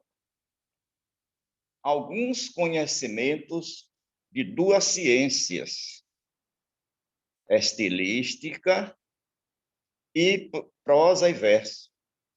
Quem quiser ler o livro do professor da PUC, Marçal Moisés, A Crítica Literária, ou da outra professora, Helena Montezuma, sobre a estilística. O que acontece? Nenhum médium, que pode desafiar qualquer um de vocês, consegue fazer poesia se ele não já praticou essa arte, ou essa ciência, eu chamo mais de ciência, e nenhum espírito também consegue fraudar. Nenhum espírito. Vocês podem desafiar, quando chegar um espírito em qualquer reunião, metido a sabichão, mande ele fazer uns versos. Mande ele plagiar Frederico Castro Alves, Antônio Frederico de Castro Alves. Mande. Herculano Pires lutou, pesquisou, analisou, e depois de Chico, só aquele médio, Jorge Ricini, que é professor da Universidade de São Bernardo, recebeu alguns versos de Castro Alves. Podem desafiar. Um minuto, e o João. que é? Quantos minutos? Eu tenho que prosseguir. Então, na próxima, me dá mais tempo, que hoje eu vou brigar. Então, o que acontece? Como foi que a espiritualidade fez? Como começou o trabalho de Chico? Quem lembra? Qual o primeiro livro? Parnaso, de Além Túmulo. E o que é que tinha lá dentro? Só o quê? Poesias. Foi esbarrar onde? Academia Brasileira de Letra. E os imortais disseram o quê? Eu não acredito em espírito, mas quem escreveu esse. Foi o veredicto de Humberto de Campos. Eu prossigo depois. Muito bom mesmo. João, ficou 30 segundos, então no próximo tempo eu vou acrescentar aqui também na minha anotação. Acrescenta lá que eu vou cobrar. Beleza. Robertinho, meu amigo, 6 minutos, fica à vontade. 6 minutos. Tá. De princípio, eu quero falar o seguinte, é pronúncia dos nomes, que às vezes a gente sente dificuldade. Sugestão, pegue o Google Tradutor, coloque lá francês, e embaixo tem falando a pronúncia, tá bom? Para facilitar aí a gente pronunciar, tá bom? Mas é o seguinte, a gente vai começar aí com aquela carta do senhor X, né, que fala sobre a doutrina do senhor Rigolot, de Saint-Étienne. É interessante falar que isso consta, né? O Kardec colocou lá no Livro dos Médiuns, na primeira parte, que fala sobre noções preliminares, no capítulo 4 dos sistemas, ele fala, no item 48, ele fala sobre o sistema unispírita e monoespírita, onde ele acaba descrevendo isso aí que o senhor Rigolot falou, e da impossibilidade, né? Porque aí ele está falando sobre panteísmo, a primeira coisa que o senhor Rigolot fala, né? Porque fala que nós, quando desencarnamos, voltamos ao todo, né? E, no caso, o Kardec, que é uma coisa interessante que eu gostaria de colocar aqui, que o Kardec, nisso aí, ele ainda tenha o conceito heterônomo, já que agora, no movimento espírita, fala muito sobre a questão da autonomia, sobre a questão da heteronomia, que foram trazidas pelos dogmas das igrejas, onde ele fala o seguinte, ó, admitir que após a morte todas as almas se reúnem a Deus é negar o castigo do culpado. Então, ele fala sobre castigo ainda, tá? Então, a gente entende que ele foi construindo, com o passar do tempo, esse entendimento sobre a questão da autonomia, e aí ele vai ter melhor entendimento no livro, no Céu e Inferno, nas primeiras edições que ele escreveu, tá? Onde ele adentra sobre isso. Eu também grifei, que eu achei muito interessante, isso da necessidade do aprofundamento dos estudos, tá? Para melhor compreensão das coisas, porque o senhor Rigolot estava isolado, tá? E, pelo que a gente percebe, o Kardec coloca isso, ele estava sofrendo uma influência espiritual, e muitas das vezes entra em estados de fascinação. onde o médium ou um grupo de pessoas acreditam que estão recebendo revelações. Então, na concepção do senhor Rigolot, não obstante ser espírita, ele não estava interagindo com outras pessoas para aprofundamento desses conceitos trazidos pelos espíritos. Então, olha o cuidado que o movimento espírita, nós espíritas, precisamos ter. Então, trabalhos como esse, que está sendo realizado, de estudos, de aprofundamento, de melhor compreensão do trabalho desenvolvido por Kardec, em especial na Revista Espírita, e nisso eu concordo assim plenamente com Itamar, né? Quando ele fala que se nós não estudarmos a Revista Espírita, nós temos pouco entendimento da doutrina, eu concordo plenamente, porque, como já falamos de outras vezes, foi um laboratório para a construção do conceito, do conhecimento, trazidos pelos espíritos superiores, e que Kardec, com sua capacidade, inteligência, ele teve a capacidade de codificar, tá? Então, é interessante isso. Outra coisa que eu gostaria de falar é o que Beto falou, sobre partes na Bíblia que trata sobre fenômenos espíritas. Muito bem, Beto. Tem um que João, no passado, fazia palestras, gosto muito das palestras de João, e no passado ele falava muito da Bíblia, né? E eu achava muito interessante os trabalhos dele, né? E nós podemos encontrar em Números 11, 26, capítulo 11, versículo de 26 a 29, duas figuras, Eldade e Medade, tá? Onde tem lá, certa vez, um moço veio denunciar-lhe que dois médios, Eldade e Medade, estavam recebendo comunicações de espíritos. O seu sucessor mais imediato, Josué, que ali estava, adiantou-se e disse: Senhor meu, Moisés, proíbe-lhe. O libertador dos judeus, no entanto, retrucou-lhe: Tens tu ciúmes por mim? Oxalá que todo o povo do Senhor fosse profeta e que o Senhor lhe dissesse ao seu espírito. Ou seja, termos falando sobre comunicações mediúnicas, intercâmbio entre os espíritos e o mundo corpóreo, existe de todo o tempo, né? E Kardec não. O Itamar foi muito feliz quando ele trouxe aquele artigo que eu achei muito interessante, cara. Itamar. Olha, estou começando a chamar você Kardec, viu? Que fala sobre invocação e evocação, né? Que está lá no... Robertinho, um minuto. Vixe, Maria.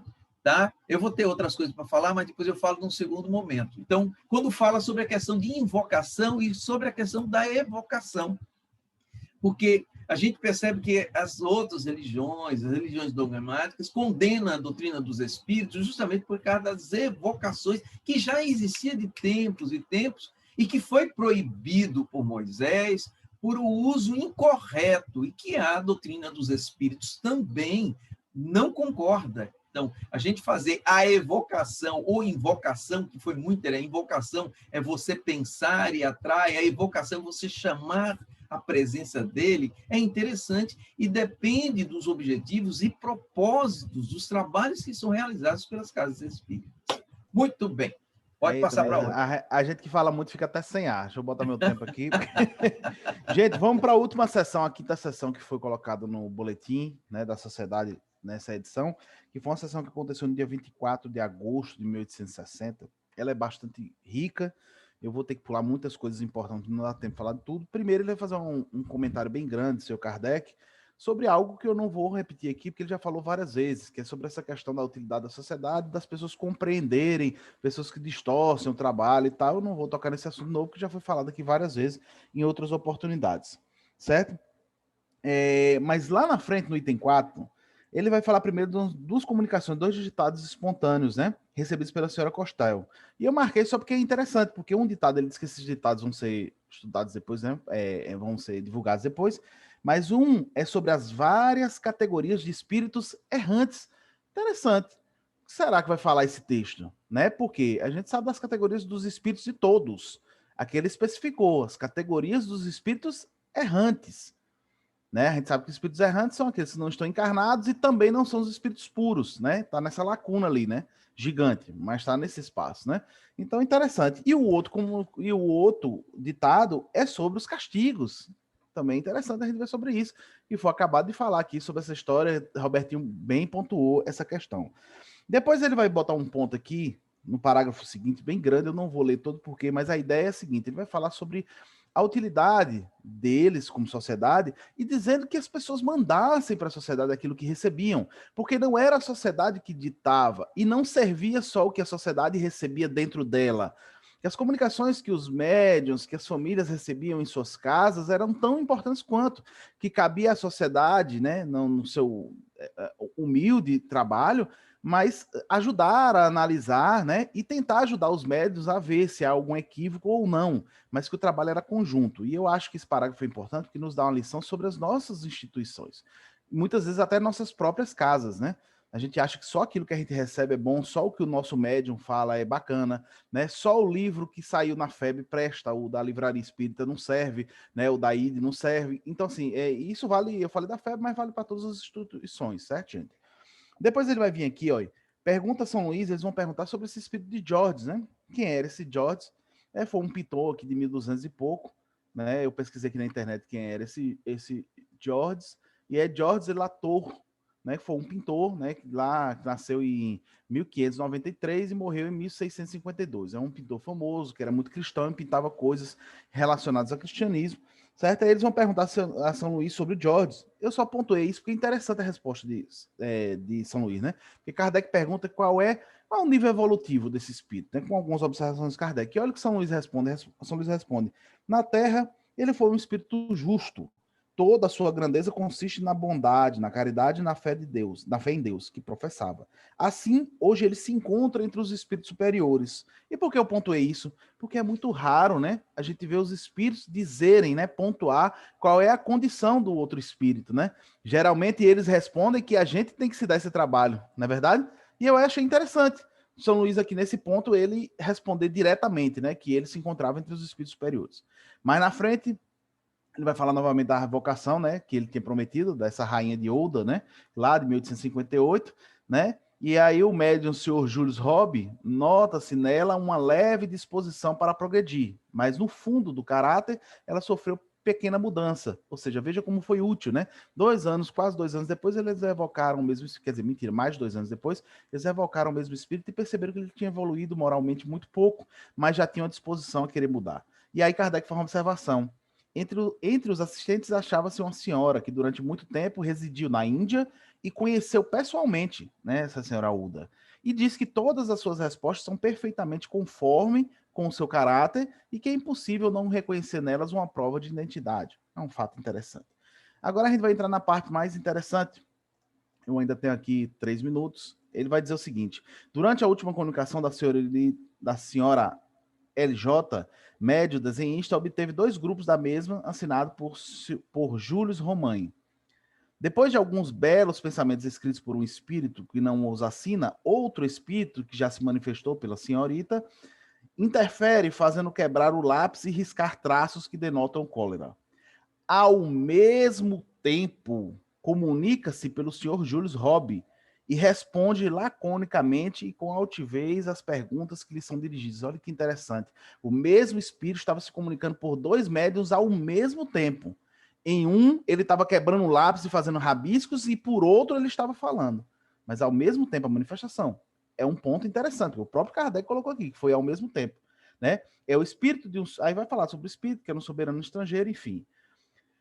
Mais na frente, ele vai dizer assim: numa locução muito curiosa, a senhora Sanzon expõe o reconhecimento que deve ao senhor Sanzon, perdão, o reconhecimento que deve ao espírito de São Luís por sua intervenção na cura instantânea de um mal que ele tinha na perna, que tinha resistido a todos os tratamentos e deveria levar à amputação. Diz ele, ao conhecimento do espiritismo que deve sua cura verdadeiramente miraculosa, pela confiança que teve na bondade e no poder de Deus, com o que antes pouco se preocupava. E como é a sociedade que deve ter sido iniciado nas verdades que ela ensina, ele a inclui nos seus agradecimentos. Desde então, todos os anos ele oferece ao Espírito de São Luís, no dia que lhe é consagrado, um ramo de flores, em memória do favor recebido, e é essa homenagem que renova hoje, dia 24 de agosto, véspera de São Luís. Vou falar já, porque eu pontuei isso. Aí ele vai dizer, a sociedade associa-se ao testemunho de gratidão do senhor Sanzon, ela agradece a São Luís a benevolência, que é objeto de sua parte, e lhe pede continuidade na proteção. São Luís responde, abre aspas, sinto-me feliz, 3 vezes feliz, meus amados irmãos, pelo que vejo e ouço esta noite. Vossa emoção e conhecimento ainda são a melhor homenagem que me possais seguir. Ele continua, fecha aspas. Por que eu pontuei? Primeiro, se São Luís agradeceu, ele concordou que ele era essa figura. Concordam? E que dia foi? Dia 24, véspera de São Luís. E dia 25, para a Igreja Católica de agosto, é dia de quem?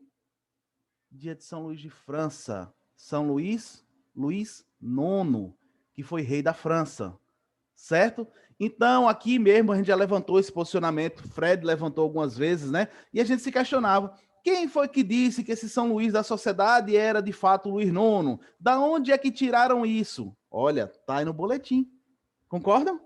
Tá aí no boletim, né? 24 de agosto, véspera de São Luís. E a sociedade se juntou ao senhor, concordou com os agradecimentos dele, e depois o próprio São Luís agradeceu. Ou seja, todo mundo concordou com a data e com a veracidade dos fatos, inclusive o próprio Kardec, que escrevia a revista. Né? Então, eu acho que isso bota um ponto final sobre essa dúvida, se esse São Luís era ou não o Luís IX. Aqui, para mim, Anderson, encerra a discussão. É o Luís IX que se apresentava lá, certo? Deixa eu passar agora a bola para o Beto. Beto, meu amigo, 7 minutos para você também. Ainda bem que hoje sobrou um bocado de tempo. Eu vou complementar aqui, mas aí o pessoal já complementou, não vou muito me alongar, não. Itamar colocou, eu já tinha colocado, todos os fenômenos espíritas têm como princípio a existência da alma, sua sobrevivência e sua manifestação. No corpo também. Então, não vou muito ater, não, que Itamar já explanou bem legal mesmo. Então, vai perder tempo. Vamos prosseguir, que é melhor. Outra coisa, entre os fatos qualificados e sobrenaturais, muitos acusam impossibilidade do espírito demonstra, incluindo o número de crenças supersticiosas. Também, Itamar já falou isso aí também. Kardec não aceitava tudo. Até o próprio espiritismo tem que separar o que é superstição e o que não é. Aliás, nossa casa está cheia de superstição, viu? Estou vendo o caso aí, se a gente não tomar cuidado, o bicho pega. Sempre tem que ter um que estuda mais, 2 que estudam mais, porque senão vira um negócio sério na nossa casa espírita. E a gente sai como ruim ainda. Quando a gente bate o pé, não é assim, sai como ruim. Dizem que a gente quer ser dono de tudo, dono do centro, quer ser dono da verdade. Continuo dizendo, nós espíritas somos preguiçosos para estudar. Gostamos mais de romances. A gente se aprofunda mais nos romances, que é a visão do espírito. Ali é uma visão do espírito. E também do espírito e de influência do médium. A gente não pode tomar, porque não é 100% só do espírito. Tem o teu anímico do médium também. Não estou falando animismo, teu anímico, que é diferente do animismo. Outra coisa aqui, as explicações dos fatos que o espiritismo admite e de suas consequências morais formam uma verdadeira ciência que reclama estudo sério, perseverante e aprofundado. Também nosso amigo aí, Roberto, já falou sobre isso. Estudo aprofundado. Aí eu vou discordar de Itamar está um pouco nervoso. Se é aprofundado, a gente não pode ficar só em Kardec. Mesmo que a gente não concorde, tem muita coisa boa nas obras. Não vamos ser muito radical, não. Vamos lá, seguir aqui. E o último, explicando a maioria desses fatos, o espiritismo lhe dá uma razão de ser. Ele vem, pois, em auxílio à religião, ao demonstrar a impossibilidade de certos fatos que, por não terem caráter miraculoso, não são menos extraordinários. Deus não é menos grande, nem menos poderoso, por não ter derrogado as suas leis. Achei isso interessante. Sabe por quê? Não vamos esquecer que dentro da nossa casa espírita tem todo tipo de espírita. Tem desde os requisidores lá na Idade Média, tem muitos que saem da religião católica, vêm com ideias para dentro da casa espírita, Por isso que temos que ter um estudo muito aprofundado. E tem aquele que fica doido também, de tanto estudar, fica muito doido, interpreta do seu jeito, é uma briga retada dentro da casa espírita. Quem está lá judeu, tem todo mundo lá, gente. Tem todo mundo lá. Eu costumo dizer, sabe o quê? Que quando a gente adentra no doutrina espírita, é porque o espírito já está na UTI. É o último lugar que ele procura. Então, lá, meu irmão, é um emaranhado de coisa muito grande. Só para não deixar de colocar, sim, a última coisa.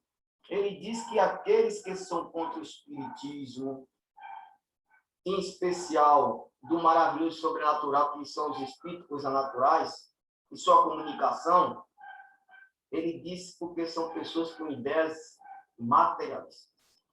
Ideias. Ele não está dizendo somente materialismo, ideias. Isso quer dizer que eu posso ser espírita com ideias materialistas. Isso é muito perigoso. Porque a gente acha que quando entra no espiritismo, a nossa ideia já está, ó, beleza. Não é assim, não. Tem muitos espíritas aí com ideias materialistas na sociedade, na família. Vamos deixar de lado. Só para não terminar, no boletim eu separei aqui umas coisinhas. Isolamento dos espíritas. Anderson falou muito bem de alguns médiuns, né, que no boletim tem, que se isola. Esse está perdido. Está perdido. Mas eu acrescento, Anderson. 2 minutos, viu, Beto? Beleza. Eu só acrescento, sabe o quê? Pior é quando uma casa inteira se isola. Não quer saber de ninguém, rapaz. Não quer trocar ideia com outras casas, acha que sabe tudo. Esse negócio de férias no centro espírita, eu digo assim, eu anotei aqui também que eu achei interessante. O centro não pode ter férias, mas seus componentes têm. Vamos separar. Eu acho que a casa não pode parar, mas a gente merece umas férias, descansar um pouquinho na nossa casa. Deixar os obsessores com a gente descansando. Então, quando fala da tipitologia, que você referiu bem, que não são só espíritos inferiores, claro que não. Quando a gente fala de inferior, a gente pensa que a gente também não é inferior, rapaz. Nós somos espíritos inferiores, mas a gente já passou como a gente fala, os espíritos inferiores, cuidado, a gente também é inferior, viu? Só que são degraus. Esse negócio de inferior e superior é relativo, na posição que você esteja. Você pode ser superior a alguns espíritos, inferior a outros, depende da sua evolução. E por último aqui, esse negócio de tipitologia, eu também me relaciono aos médicos da nossa casa, porque Anderson falou aí que Kardec disse que não são só espíritos inferiores, mas a gente também faz acepção dentro da nossa casa. A gente, querendo ou não, a gente dá mais preferência a um médico que a outro, a gente está inferiorizando aquele espírito.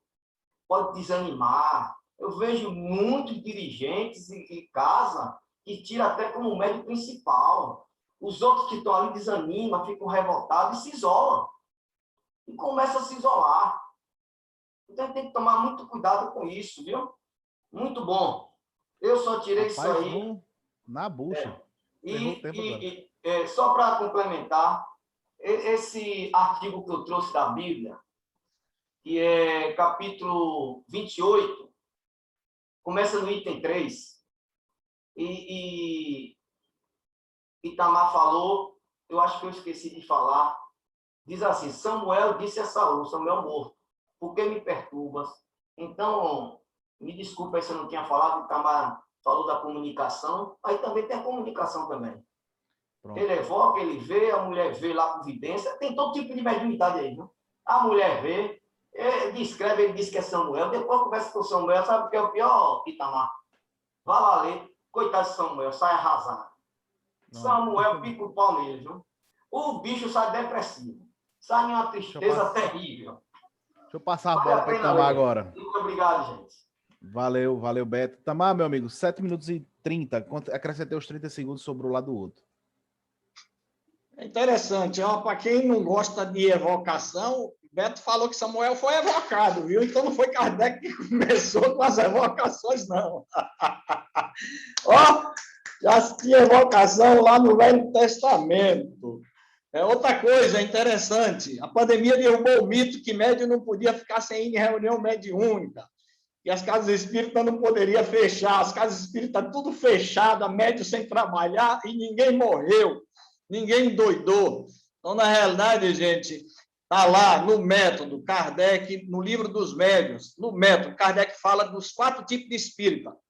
E aí fala que o quarto são os espíritas exaltados, e esse muito mais prejudica do que beneficia o espiritismo. Mas também, no livro dos espíritos, Kardec vai dizer, introdução, segundo parágrafo, como especialidade, olha bem, literalmente, como especialidade, o livro dos espíritos contém a doutrina espírita.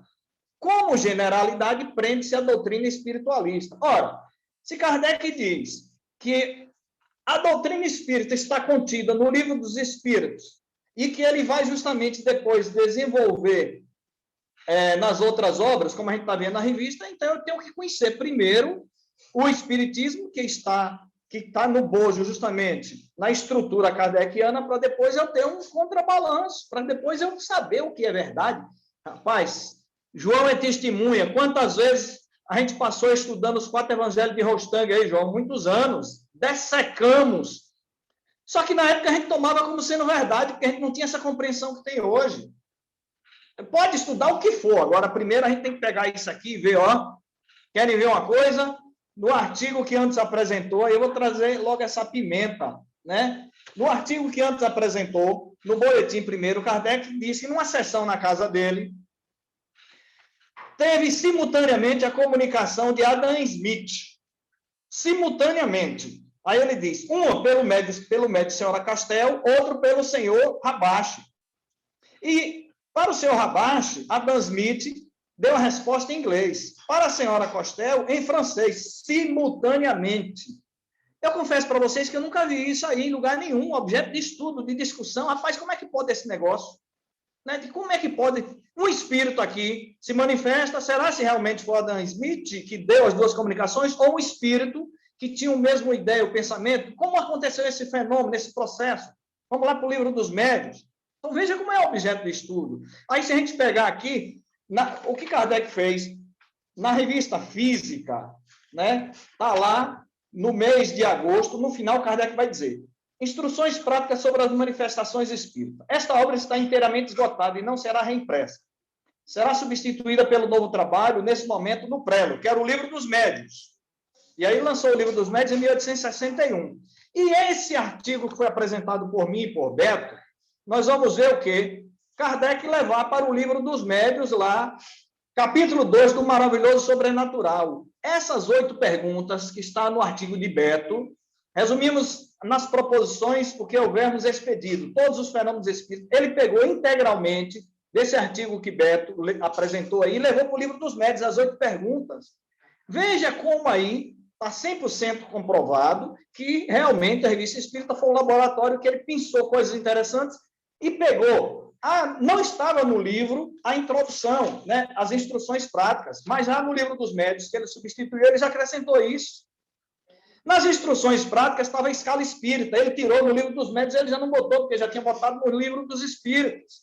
E que essa escala espírita, a gente já apresentou, foi em março de 1858, na Revista Espírita. Então, veja como habilmente Kardec pegou, trouxe. E aí, ainda tem uma outra questão de antes, naquele parágrafo que você leu, na última sessão, que é outra questão que a gente trouxe para o movimento espírita sobre a não recomendação de realizar atividades espíritas em casa. Olha aí o que Kardec diz aqui. O presidente, quer dizer, o presidente da sessão, que era Kardec, né? Hipoteticamente, não cito o nome, mas como membro honorário, como presidente honorário, ele continuou sendo. O presidente faz observar que a sociedade é necessariamente limitada pelo tempo. Ou seja, o tempo era curto. Mas que tudo o que os seus membros obtêm em particular e que querem a ela trazer deve ser considerado como complemento de seus trabalhos, as atividades as sessões realizadas nas casas dos participantes, levar para lá. Ela não deve, pois, considerar como sendo, como lhe fazendo parte somente o que obtém suas sessões, mas igualmente tudo que lhe vem de fora e pode servir para a sua instrução, tudo que fosse útil. Ela é o centro onde vem chegar os estudos privados para o bem de todos. Ela, aí a sociedade, ela os examina, os comenta e deles se aproveita se há lugar. E no final ele diz: os espíritos, aliás, preferem frequentemente se comunicar na intimidade, onde há necessariamente mais recolhimento do que nas sessões numerosas, pelos instrumentos de sua escolha, nos momentos que lhe convém e em circunstâncias que nem sempre nos é dado apreciar. Em concentrando essas comunicações, cada um aproveita, assim, todas as vantagens que elas podem oferecer. Derruba o mito também que não pode os espíritos se comunicar com a gente nas casas da gente. Aí a gente vê, Divaldo recebe no seu apartamento mensagem, Marcel recebe, eu recebo algum agora, tem que ver o local. Aqui em Feira de Santana, no meio da minha família, eu não faço nenhuma atividade, mas lá na minha fazenda, que eu estou sozinho, e aí se um espírito se aparece que quer mandar uma mensagem, uma comunicação, eu recebo tranquilamente. No meu apartamento, quando eu estou sozinho no posto, no meu trabalho, sim. Quando tem alguém, não. Então, são casos específicos, mas derruba aquele mito. Ó, não pode ter sessão, não pode ter comunicação em casa. Está aqui Kardec falando, inclusive, disso. Olha, os espíritos preferem se comunicar na intimidade. E depende das circunstâncias, do momento. Porque eu digo para vocês, meus amigos, me perdoem o que eu vou dizer. Existem sessões mediúnicas, atividade mediúnica, com a presença de determinados companheiros, eu concordo plenamente com o Beto, que preguiçosos, não querem estudar, não querem se melhorar, que mais atrapalha do que ajuda. Eu declino de participar de atividades assim. Eu prefiro ficar no meu isolamento e me dedicar 100% ao estudo. Aí hoje eu vejo, esse artigo da senhora Godu foi interessante, porque, veja bem, ela tinha várias nuances mediúnicas, se concentrou na de cura. Eu vejo a minha se condensou hoje para os desdobramentos. Então, hoje, isso, antes falou com isolamento, lógico, nós não vamos nos isolar. Nessa questão do isolamento, foi justamente vai em cima do que Beto falou, né, de casa se isolar, de pessoa se isolar. Concordo plenamente. Não é sobre essa questão que eu estou falando, mas a observação foi muito bem feita. Houve uma condensação das minhas atividades mediúnicas voltado mais para esse desdobramento, em que eu, fora do corpo, eu participo de estudos. Eu me lembro, essa noite mesmo me lembrei, anotei, quando voltei ao corpo, de estudos, de parágrafos, de artigos, que contribuem. Então, lógico, agora isso depende, lógico, de cada médium, do controle, da convivência, mas atividades mediúnicas de isolamento, com certeza, é extremamente perigoso. Se você vai fazer. Agora, o que eu me refiro justamente a esse processo de comunicação. Só para fechar, eu queria chamar a atenção da preocupação, eu falei isso, eu só vou repetir, da preocupação de Kardec em tirar o espiritismo dessa alcunha de maravilhoso e sobrenatural. Kardec, desde o início, sempre teve essa preocupação. Não é maravilhoso, não é sobrenatural, é algo natural. O que falta é conhecer. Isso é fruto do desconhecimento, realmente, do que vem a ser o espiritismo, de como se processa os fenômenos. Pronto. Passar a bola para João. Eu deixei, Tamar passou uns 40 segundos aqui, gente, porque eu também deixei Beto passar um pouquinho. João era 4 minutos e meio, vou dar 5 minutos a João e vou dar 4 minutos e meio a Robertinho, certo? João, fica à vontade, meu amigo. 5 minutos. Está ouvindo aí? Beleza. Muito bem.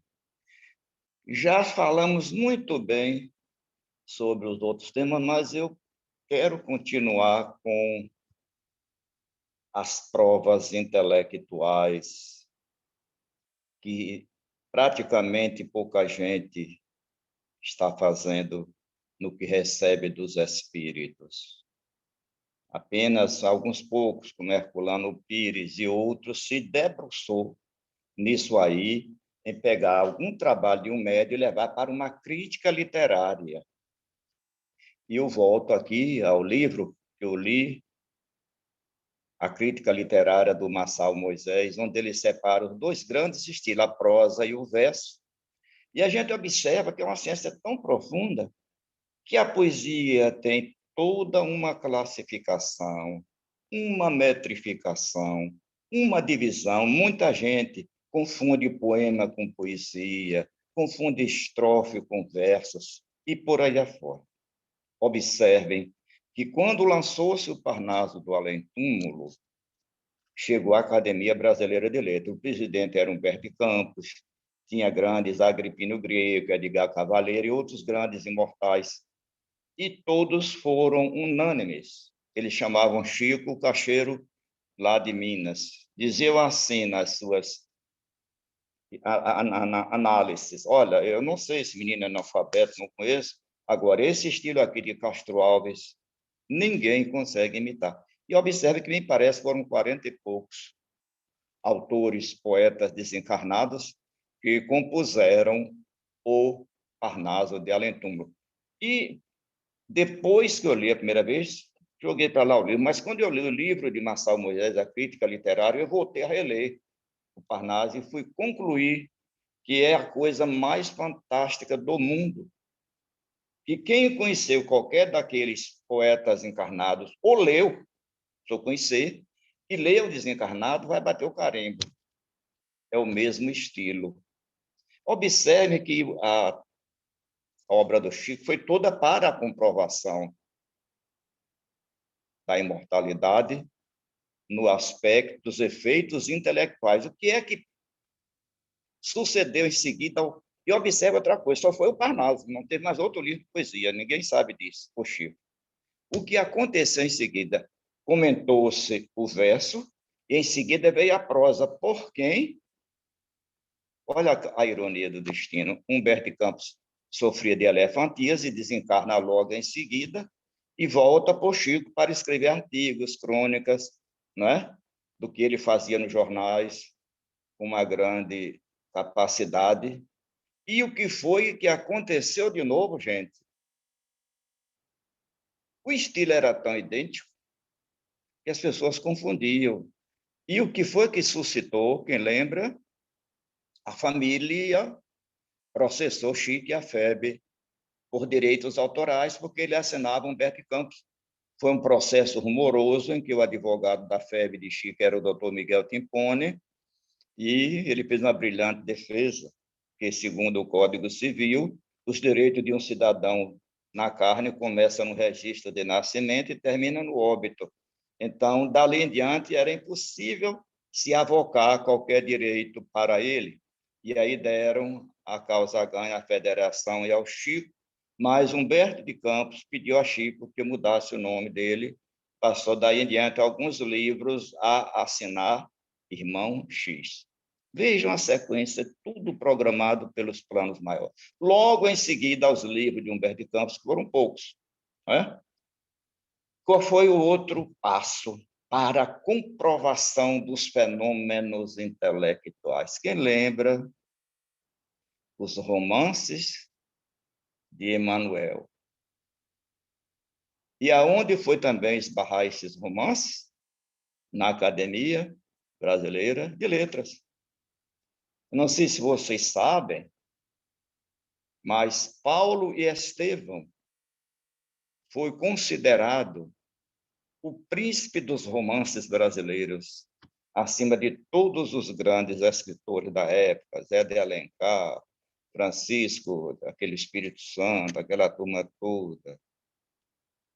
Então, os romances, que foram poucos também, né? Você sabe, né? Foram poucos. Todos têm começo, meio e fim, hein? Tempo. Acabou? Acabou. Bom, mas só para fechar o pensamento, Anderson, não dá para falar tudo, que nós vamos chegar até a prova científica da grafoscopia com os jovens desencarnados. Mas isso, se der outro tempo em outra ópera, que a gente puxe de novo o efeito inteligente, a gente pode arrematar. Beleza, Robertinho, meu amigo, jogando a bucha para você agora, Robertinho. Muito bem. 4 minutos e meio. Tá bom. Quando eu falei sobre pronúncias lá na tradução, o nome Rigolô, interessante, significa engraçado. Ironicamente, né? Que ele foi falar sobre a questão que os espíritos comunicavam, era Maria, Jesus e, no caso, o Sócrates, né? Muito bem. Aí, falando sobre a questão do maravilhoso sobrenatural, o Itamar, já adiantando, falou sobre que isso está escrito lá no Livro dos Médiuns, né? Se a gente pegar lá a primeira parte, Noções Preliminares, capítulo 2, fala com algumas alterações, algumas exclusões, alguns acréscimos, mas é interessante que o Kardec ele tem a preocupação de falar sobre isso, tá? E depois daqueles 8 itens, que é interessante a gente falar, ele, no parágrafo que tem na Revista Espírita, ele pega, a partir do parágrafo após o item 8, ele coloca na Gênese. Olha que coisa interessante. Lá que fala sobre os milagres, capítulo 13, que fala dos caracteres dos milagres. E vale ressaltar uma coisa interessante, a construção de Kardec para chegar e comprovar que estes fenômenos não eram sobrenaturais nem maravilhosos. Tá? É porque a gente tem que ir à história, tentar contextualizar, e os conceitos, a construção da ideia, da razão, veio desde o Iluminismo, no século XVIII, onde era uma época ainda em que existia ainda muito materialismo de um lado e do outro lado o dogmatismo, o fanatismo, né? E aí veio o Iluminismo tentar desconstruir isso, tentar levar as pessoas a entender as coisas de forma racional. Então, veio o século XVIII e, no despontar do século XIX, em especial na França, veio o chamado espiritualismo racional. Olha que coisa interessante. Porque o fenômeno mediúnico sempre existiu. Em toda a história, a gente viu aí que desde a Bíblia, mas mais especificamente, a gente pode ver que houve o fenômeno espiritual que veio à tona e que houve uma preocupação em entender esse fenômeno, foi lá em Huddersville, em 1848, com as irmãs Fox. Só que Kardec, ele mostra que ali foi o quê? Um espiritismo experimental, tá? Onde se via os fenômenos, alguns tentavam levar mais para o lado da brincadeira, do misticismo, e foi na Europa, após o espiritualismo racional, que houve essa preocupação de compreender este fenômeno. Aí foi que veio o espiritismo científico e o espiritismo filosófico, que quando se fala, por exemplo, em psicologia, e é muito bom a gente contextualizar, porque a gente se utiliza muito de anacronismo. O que é anacronismo? A gente tenta analisar as coisas que foram ditas no século XIX, por Kardec, na nossa atualidade. Então, a psicologia da atualidade busca curar as chamadas doenças mentais. Mas, na época de Kardec, não. A psicologia, naquela época, ela tentava entender a nossa essência. Ou seja, a palavra psique, por exemplo, vem do grego, que significa alma. Então, o estudo da alma. Então, o espiritualismo racional estudava a alma. Então, quando Kardec observou aqueles fenômenos das mesas girantes, tentando entender o que estava acontecendo, que as mesas, na realidade, não tinham inteligência, não tinham um sistema nervoso para aquilo, ele constatou que, na realidade, o fenômeno que acontecia eram nada mais, nada menos que as almas desencarnadas. E Beto falou de uma forma interessante. Os espíritos vieram e falaram para ele, olha, quem está fazendo tudo isso somos nós. E Kardec tentava entender, mas como é que vocês conseguem fazer isso? E aí que ele foi descortinando as leis espirituais. E olha o detalhe interessante, as leis espirituais são diferentes das nossas leis materiais. E aí foi que ele construiu esse entendimento de que esses fenômenos mediúnicos, os fenômenos espirituais fazem parte das leis da natureza. Pronto. Como encerrou o tempo, gente, eu vou fazer o seguinte. Beto disse que queria falar um negócio, o Tamar também quer falar um negócio, vai encerrar o estudo, eu encerro a gravação, e aí quem quiser ficar pode conversar um pouquinho mais, tá certo? Para respeito à estrutura do estudo, tá bom? Como o Robertinho já está com o microfone aberto, eu vou pedir ao Robertinho para fazer uma prece de encerramento do nosso estudo. Vamos lá. A gente só tem a agradecer, gente. Eu estou, assim, quando o Itamar fala que está fascinado por esse aprendizado, é o meu estado, tá? Eu estou me esvaziando e procurando construir um novo conhecimento. Então, a gente só tem a agradecer imensuravelmente por essa oportunidade, proposta de uma forma inconsciente para cada um de nós pela espiritualidade, que está nos conduzindo a ter um melhor entendimento sobre a doutrina dos Espíritos, sobre os ensinamentos do Cristo, sobre as leis regidas pelo Pai Celestial. Então, agradecemos pelo auxílio que estamos tendo e que possamos, paulatinamente, nessas discussões que estamos tendo de cunho elevado, agregar conhecimentos, aprendizados que sejam importantes para a nossa ascensão e crescimento. Que os bons amigos espirituais estejam a nos acompanhar, Jesus esteja a nos abençoar e Deus a nos amparar. E em nome de Deus, Jesus e os bons espíritos, que encerramos a nossa prece. Que assim seja. Que assim seja, gente. Muito obrigado pelo estudo. Vou encerrar aqui a gravação.